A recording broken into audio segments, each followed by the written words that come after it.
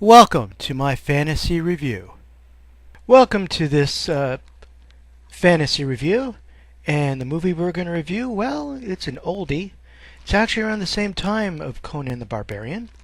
Dragonslayer, made by Walt Disney, released by Paramount, 1981. The plot's pretty simple. I don't want to give anything away, but this town, this kingdom, has a dragon problem, and the townspeople take it upon themselves to go find a dragon slayer. So let's talk about the film. Let's break it down. Let's talk about the first part. Let's talk about the cast. Now, usually you could tell how well a movie is not just by the big names it brings in, but by some of the bit parts, the smaller characters, and who plays them.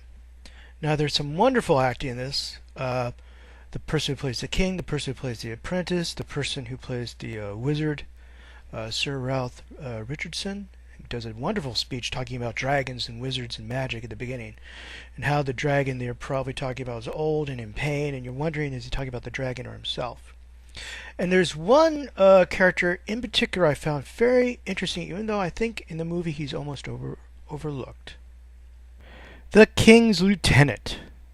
He kind of starts out as a two-dimensional lackey to the king, but near the end of the film, you actually get a sense that he believes that he's been doing the right thing all along, and that the end does justify the means.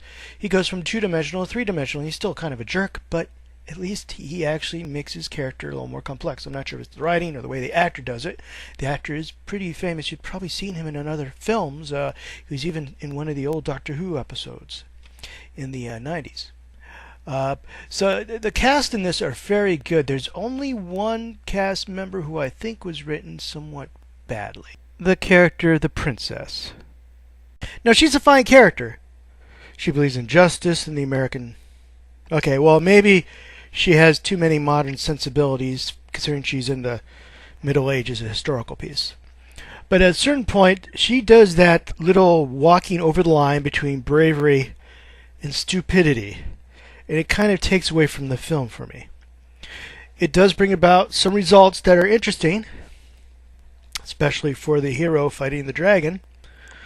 But in the end, her character just seemed a little artificial, a little too goody-goody, a little too brave, considering that this is a princess who probably shouldn't be put in this kind of situation, and probably would never allowed herself in real life to be put in this kind of situation. Once again, the modern 20th century sensibilities and ideals of justice and fair play are playing into it when we're talking about a historical piece from the Middle Ages, or earlier. So now let's talk about probably the most important aspect of the film. The dragon!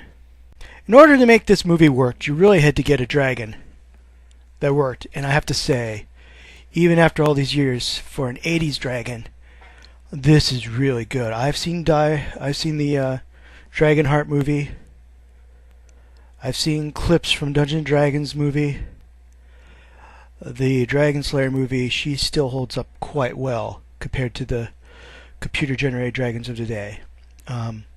There's some parts where she's flying around, and you can see the black lines between her and the sky. But besides that, they really did a very good job. She's not just a special effect. She is a character. There's many times where you could tell she's thinking about things, where she gets enraged. There is a wonderful scene where this priest is confronting her, and all you see is really the neck rising up, like on the side of the screen, and he's like staring up, and you finally get to see like the head from behind. I mean, they're not showing you all the dragon; they're showing you pieces of it, and you hear this. And then the flame shoots out, and it's like, even the sound effects are like, oh wow.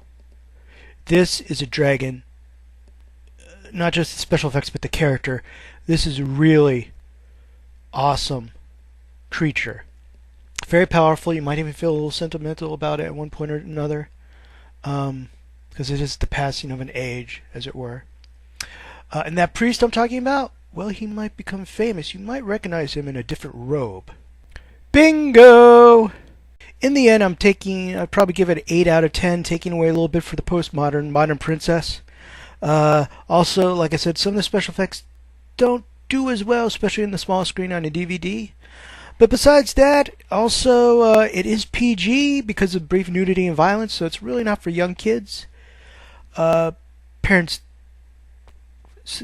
discretion is advised, as always with all films. But it is, I think, holding up well, especially compared to some of the movies now. Outside of the Toku movies, dragons just don't do too well on the big screen. They make them either too computer-looking, graphic claymation kind of thing, or they make them look too much like dinosaurs and kind of take away all the magic. So, thanks for watching this. Once again, I would suggest it, 8 out of 10. Not for kids, though. Bye-bye.